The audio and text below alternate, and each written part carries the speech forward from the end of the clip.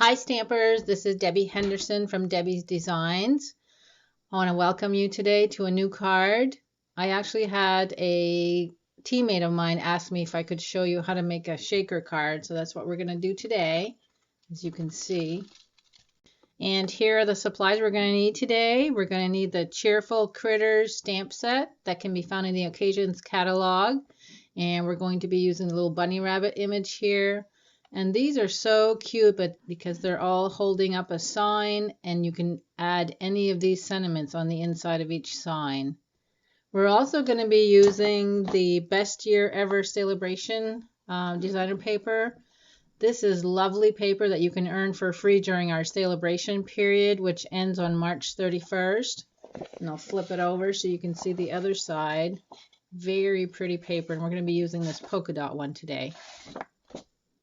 Now for cardstock, we're going to need a piece of smoky slate, and we're going to cut this out with a die cut, so there's no measurements on that one. For the card base, we're going to be using Wisteria Wonder, 4 1/4 inches by 11 inches, and score in the center at 5 1/2 to fold. The Best Year Ever designer paper, 5 1/2 inches by 3 1/4 inches. And you're going to need a piece of Whisper White and a window sheet measuring the same at 3 1/2 inches by 4 1/4 inches. And we're also going to be using the Confetti Heart Border Punch, Memento Black ink. And then we're going to throw in some Blendabilities markers. We need the Calypso Coral set, Smoky Slate, Wisteria Wonder, and the Color Lifter. And I'll show you how to use those today also. And finally, we're going to be using the On Film Window die cut, which is this one right here. And we're just going to use the frame portion of it. As you can see, it's embossed around all the edges. And finally, we're going to be using a sheet of stamping dimensionals and the Calypso Coral pom-pom trim that can be found in the Occasions catalog. And what I've done to measure it off is I counted 7 pom-poms, and I removed the 2 on the end because these pieces are going to have to wrap around my cardstock layer, so I removed the pom-poms on the end. Okay, we're going to bring in our Wisteria Wonder cardstock, fold it in half, and press it down with our bone folder. And then we're going to glue our designer paper to the front centered.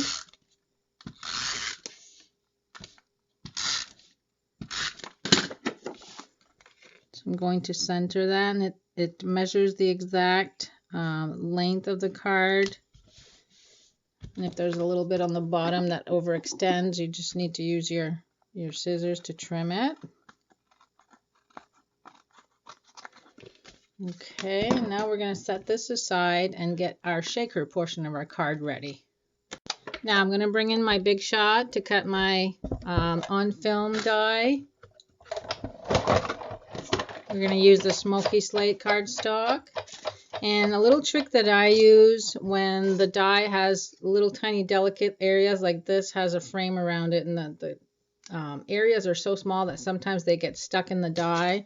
So I like to put a piece of wax paper on the bottom below my die, and we'll run that through the Big Shot.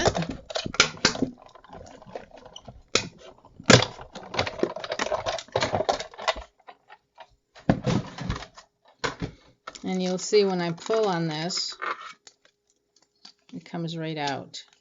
The only thing you have to remember is to pull off the wax paper. And you'll see how that embosses the cardstock. Now the first thing I'm going to do to start assembling this is use my die cut and put liquid glue around the edge. And there is no right way or wrong way of doing a shaker card. This is just the method that I use. And I'm going to put this down.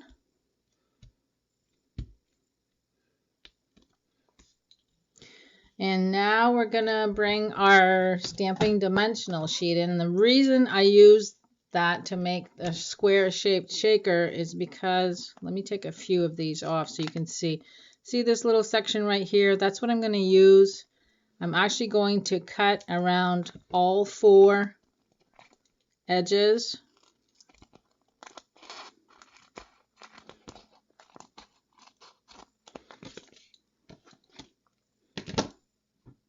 And remove my backing.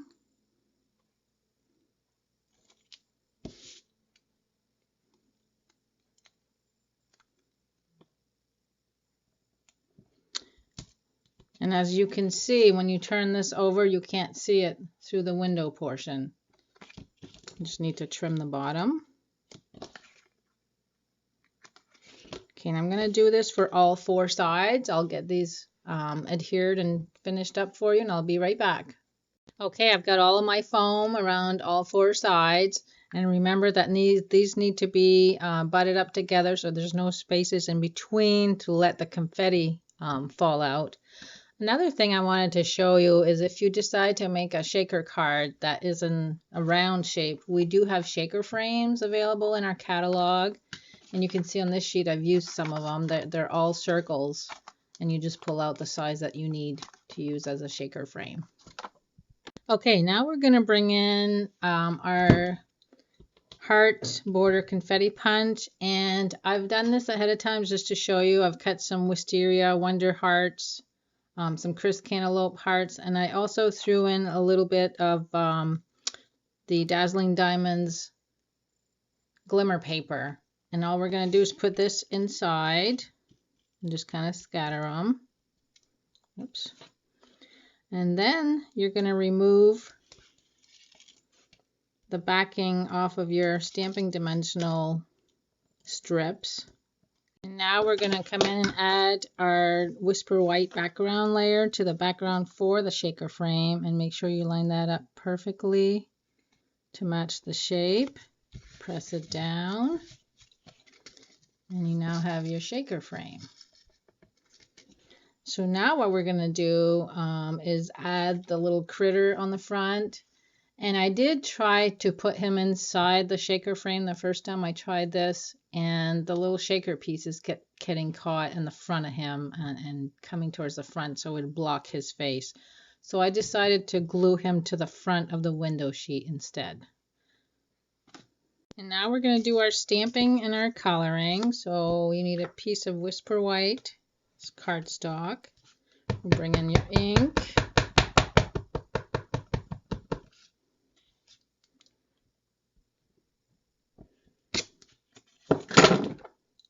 And then we're going to put our little sentiment inside of the sign. Isn't that cute? And now we're going to bring in our blendabilities.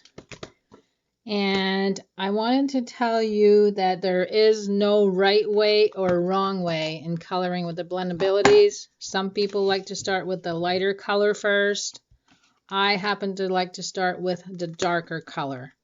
So with the Calypso Coral, or Crisp Cantaloupe I should say, I'm just going to outline a little bit on the outside.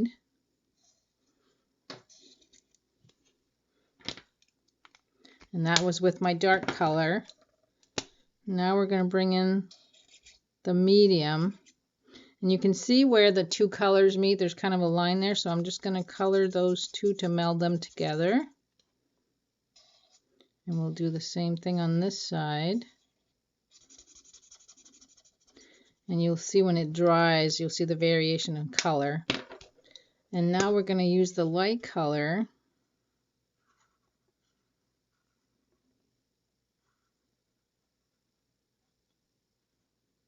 Just filling this in. And again, you can see where the shades differ. So I'm just going to go in there and rub it in until you see that they've melded together. Same thing on this side. And then I usually go over it one more time.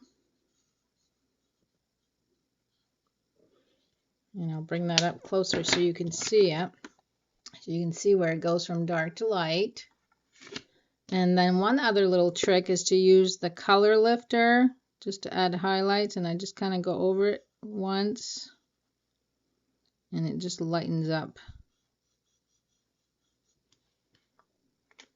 and makes it even more lighter so you can see where the light source is hitting. Now let's do the same thing with the Wisteria Wonder and start with the dark. And pretty much all I do with the dark is do the outline.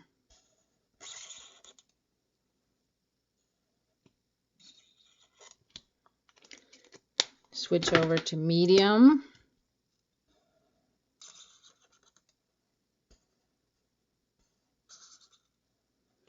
And now we're going to meld the colors together.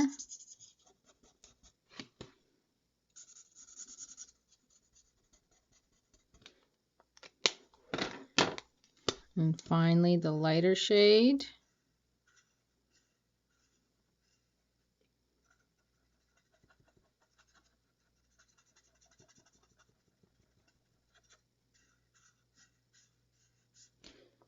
And again, I'm going to bring in the color lifter just to add highlights.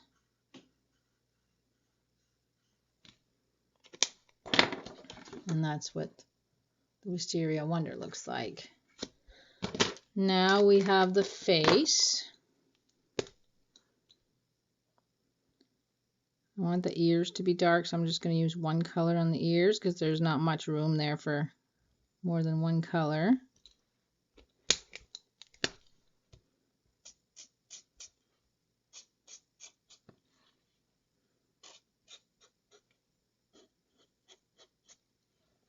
Okay, there's your dark color. Now in comes the medium.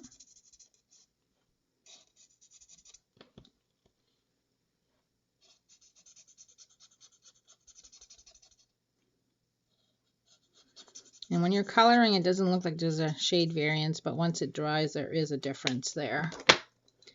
And the lighter shade.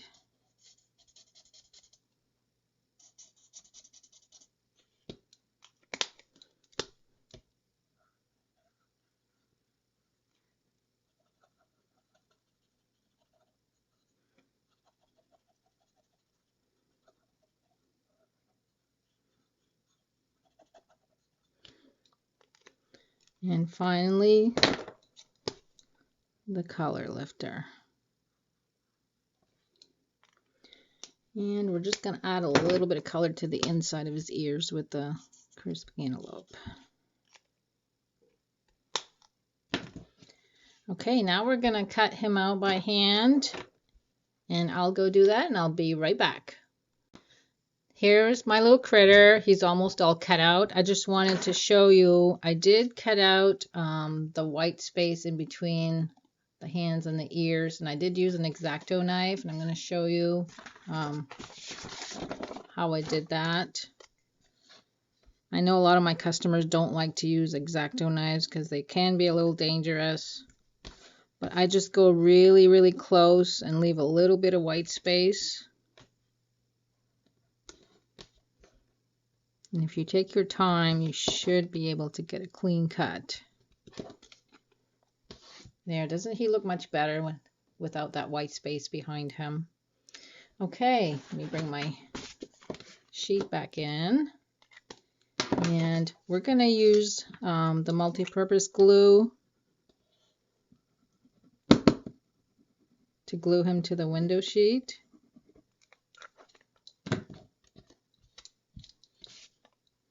And I just kind of centered him. Press it in place. And before we glue him to our card front, we're going to glue our pom-poms in place. And I used glue dots. I just didn't want my pom-poms moving all over the place. So I just used one glue dot and pressed it in place. And I'll do the same for each pom-pom.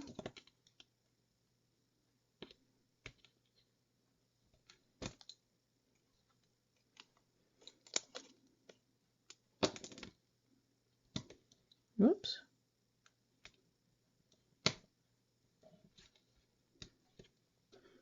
Okay, so all my pom-poms are secured, and I'm going to flip this over and just add a little bit of snail. And bring the string over so it's glued to the back. And now we can glue this to the back of our card.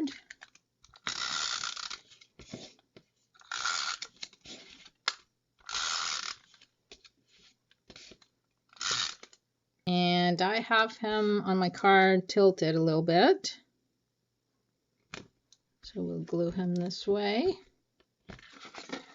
And that's your shaker card. I did add a couple little hearts to the corner of this one. I just don't have any cut out right now, but I will do that and add it to this card also. Aren't they adorable? So thank you for visiting today. I hope that gave you a couple steps in learning how to make your own shaker card, and I hope you'll give it a try. And all of these supplies can be found on my online store, and I'll have them all listed at the end of my video. Happy stamping!